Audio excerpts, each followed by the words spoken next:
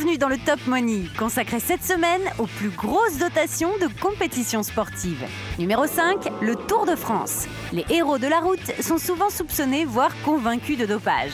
En même temps, quand on sait que remporter la grande boucle rapporte 450 000 €, on se dit que consommer des produits améliorant la performance peut être très tentant. Numéro 4, un Grand Prix de Formule 1. En plus de leur salaire astronomique, les pilotes touchent des primes à chaque victoire en Grand Prix et en fonction de leur classement au championnat du monde.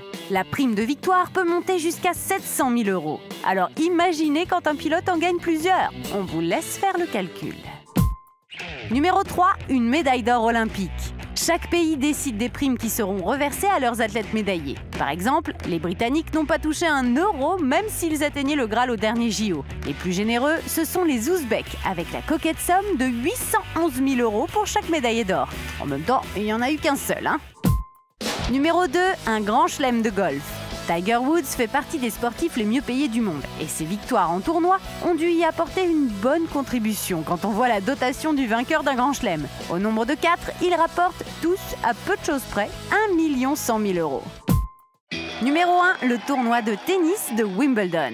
Le plus vieux et le plus mythique tournoi de tennis du monde est aussi celui qui rapporte le plus. Les derniers vainqueurs, Andy Murray et Marion Bartoli, ont ainsi touché 1 900 000 € chacun pour leur parcours. Si rentrer dans l'histoire du tennis n'est pas une motivation suffisante, voilà qui devrait suffire.